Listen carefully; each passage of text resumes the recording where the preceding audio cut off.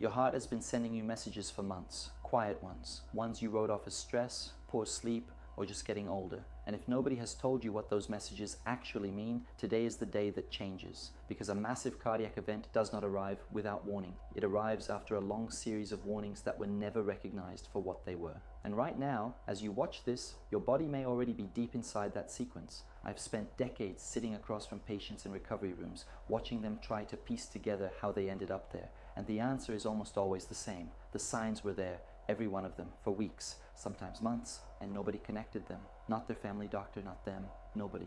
That is the conversation I want to have with you today. Because the warning your heart is sending right now may be the last one it sends before everything changes. Let us start with the first warning sign that most people get completely wrong. Unusual fatigue, not the kind where you worked a long day and your body needs rest. I'm talking about a fatigue that settles into your chest. That makes climbing one flight of stairs feel like you ran a mile. A tiredness that does not respond to sleep, that greets you in the morning before you have done a single thing. When the heart muscle is not pumping blood efficiently, the body begins rationing oxygen. Your muscles get less, your brain gets less. And what the body tells you when that happens is that everything feels heavier than it should. Most people call their doctor complaining of stress or burnout. What they actually have is a heart working harder and harder just to keep up. That distinction matters enormously. The second warning is one that sends most people to their dentist before it ever sends them to a cardiologist. Pain or pressure in the jaw, neck, or left shoulder that seems to come and go without a clear reason. No injury, no obvious cause. It arrives, lingers for a few minutes, and then disappears. And so it gets ignored or attributed to tension, to poor posture, to sleeping in the wrong position. What is actually happening is that the heart shares nerve pathways with these areas of the body. When cardiac tissue becomes oxygen starved, the brain sometimes receives the distress signal from the wrong address. It interprets the alarm as coming from the jaw, the neck, the shoulder. This is called referred pain, and it is one of the most consistently misread cardiac symptoms in existence, particularly in women who experience it far more often than men and are far more likely to have it dismissed. The third warning is one that most people feel at night and never mention to anyone. Shortness of breath that wakes you from sleep. You are lying flat, completely still, and suddenly you cannot get a full breath. You sit up and it passes in a minute or two. So you go back to sleep and forget it by morning. This is not anxiety.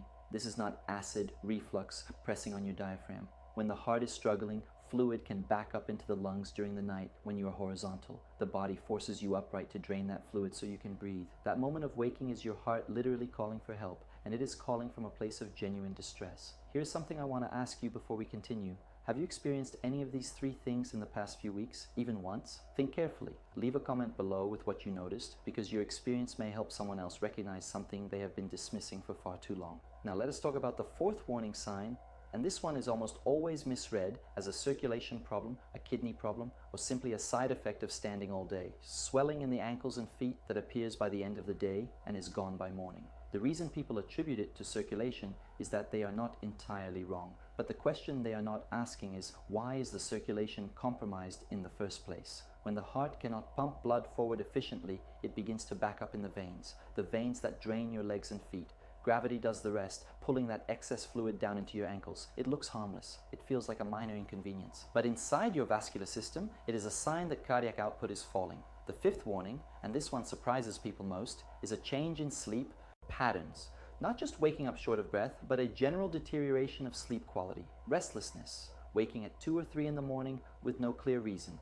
Vivid, unsettling dreams. Research has long established a direct connection between cardiac stress and disrupted sleep architecture. When the nervous system is on alert because the heart is struggling, the body cannot fully descend into the deep repair stages of sleep. And here is the cruel irony. Poor sleep accelerates the very conditions that put the heart under stress in the first place. It raises blood pressure, it spikes inflammatory markers, it pushes blood sugar dysregulation. It is a cycle that tightens around the heart quietly over months and years. Now, I want to tell you about a discovery that changes how we understand all 5 of these warning signs, because here is what conventional medicine almost never tells the patient sitting in that exam chair. These symptoms are not the problem. They are the announcement that the real problem has already been building inside your cells for a very long time. And that real problem has a name that most people have never heard in a doctor's office. It is called cellular inflammation, silent systemic, and the true biological root of nearly every cardiac crisis I have ever seen. And later in this video, I'm going to show you something that scientists have been quietly validating for years, a biological process called cellular autophagy, and how a protocol called the Cellular Hunger Protocol uses 4 specific morning activators, all of them sitting in an ordinary kitchen right now, to trigger this process and begin dismantling the inflamed cellular waste that is silently strangling your arteries. Stay with me through the science I'm about to explain, because what comes next is the part that will make the rest of this make complete sense. Let me explain what is happening inside your arterial walls right now and why it matters more than any single symptom. Your arteries are lined with a delicate single-cell layer called the endothelium. Think of it as the inner skin of every blood vessel in your body. When this layer is healthy, it is smooth, flexible, and able to expand and contract with every heartbeat. Blood flows through freely. Oxygen reaches the heart muscle without resistance. Everything works in balance. But when cellular inflammation is chronically elevated, and I want to be precise here because this is not the inflammation you feel after spraining an ankle, this is a low-grade, invisible, ongoing fire burning inside your tissue, that endothelial layer begins to break down. Cracks form in the inner wall, and the body, trying to repair those cracks, sends patches made of cholesterol, immune cells, and calcium. Over time, these patches build up into what are called plaques, and plaques do one of 2 things. They either grow slowly and restrict blood flow to the heart, which produces the kind of chronic symptoms we have been discussing, or they rupture suddenly, and when a plaque ruptures inside a coronary artery, the body responds as though there is a wound that needs to be sealed, a clot forms within seconds, and that clot can block the artery completely. That is a heart attack, not a slow process, a sudden catastrophic closure of a vessel that was quietly compromised for years. Let me tell you about a patient I saw not long ago. A man in his early 60s, active, healthy weight, no history of cardiac disease in his family. He came to me because his wife insisted. He felt fine, a little tired. His jaw had been bothering him on and off for a few weeks. He thought it was a dental issue. He had been waking up once or twice a night, which he blamed on stress at work. When I examined him and we ran his imaging, the picture inside his arteries was not fine at all. He had significant plaque accumulation in 2 coronary vessels. Not because he had lived carelessly, but because at the cellular level, his body had been running an inflammatory process for years that no standard blood panel had flagged clearly enough to alarm anyone. He told me afterward that he thought he was going to come in and be told to lose 10 pounds and take a vitamin. What I actually told him was that he had come in at exactly the right moment. I tell you this story not to frighten you. I tell you this story because he is not an outlier. He is the majority. Most cardiac events do not happen to people who knew they were sick. They happen to people who had no idea the clock was already running. If this kind of real direct information is something you want more of, subscribe to this channel and turn on notifications. I publish content like this regularly, specifically for people who want to understand what is actually happening inside their bodies and not just manage symptoms from the outside. Now let us go deeper into the biology, because this is where the answer lives. Your body has a built-in cellular cleaning system. Science has long understood this, though it has only recently begun receiving the attention it deserves in mainstream medical conversation. This system is called autophagy, from the Greek words meaning self and eating, and the name is exactly what the process is. When triggered under the right conditions, your cells begin to identify and consume their own damaged components, old mitochondria that are no longer producing energy efficiently, dysfunctional proteins that have begun to accumulate and interfere with cellular signaling, and crucially, what researchers now refer to as senescent cells, sometimes called zombie cells, which are cells that have stopped functioning normally but refuse to die. They sit inside your tissue, releasing inflammatory signals continuously, poisoning the cellular environment around them, and driving exactly the kind of chronic low-grade inflammation that damages your arterial walls over time. Here's the problem that conventional medicine has not fully solved: standard interventions, medications that lower cholesterol, blood pressure management, even surgical procedures that clear blocked arteries. These address the consequences of cellular inflammation, they manage the downstream damage, but they do not stop the source. The zombie cells are still there, the inflammatory signals are still broadcasting. The biological fire is still burning at the cellular level, which means the problem will keep finding new ways to express itself. The gap that existed was this: if autophagy is the body's own mechanism for clearing the cellular waste, and science has confirmed for decades that it can be triggered through specific biological conditions, why was no one applying that to cardiac prevention in a systematic, accessible way? That question is what led to the development of the Cellular Hunger Protocol. The Cellular Hunger Protocol does not work by suppressing symptoms. It works by activating the body's own cellular cleanup machinery at the root.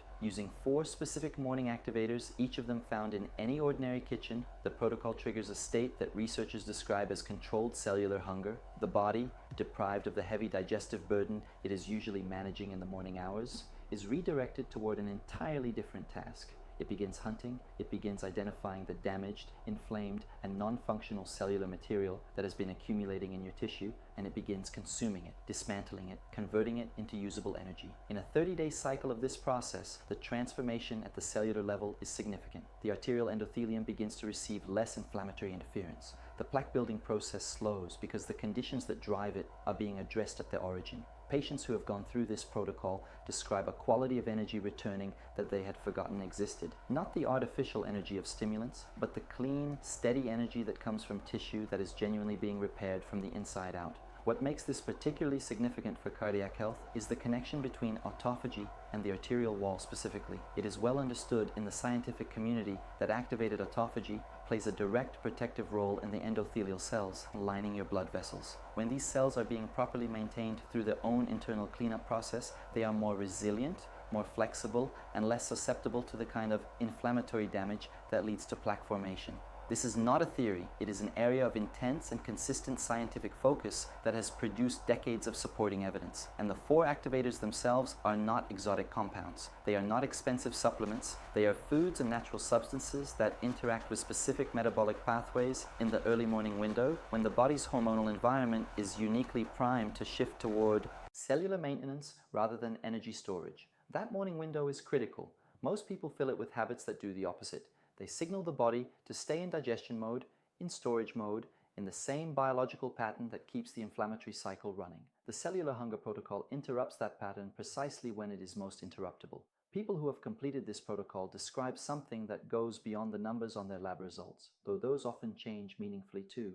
They describe feeling like a layer of fog has lifted from their body, the heaviness in the chest that they had normalized, the fatigue that had settled in like a permanent guest, the joint pain that had been building quietly for years. These things begin to shift as the cellular environment changes, because that silent inflammation is not just a cardiac problem, it is a whole body problem, and when you address it at the root, the whole body responds. I need to say something honest to you about access to this protocol, because it matters. The cellular hunger protocol was designed to be supported. The process of activating autophagy correctly, timing the activators precisely, and sustaining the 30-day cycle without disrupting it requires guidance that goes beyond simply handing someone a list of ingredients. The team behind the protocol provides structured daily support throughout the process, and that support is limited. Not as a marketing device, but because the integrity of the results depends on it. They have seen directly what happens when someone attempts the protocol without proper guidance and timing. The results are inconsistent at best and completely absent at worst. The morning window must be activated correctly,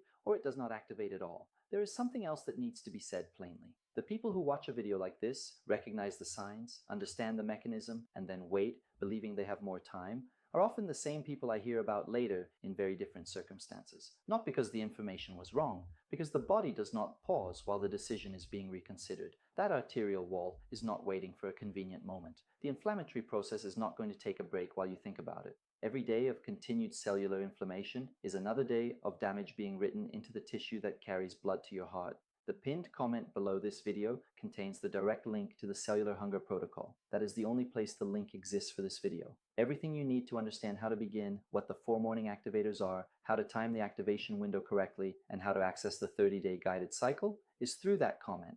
Go there now, read it, and make a decision based on what your body has already been trying to tell you, not based on the assumption that there is still plenty of time to act. Your heart has been sending you messages. Today you finally understood what they meant. What you do next is the only thing left that matters.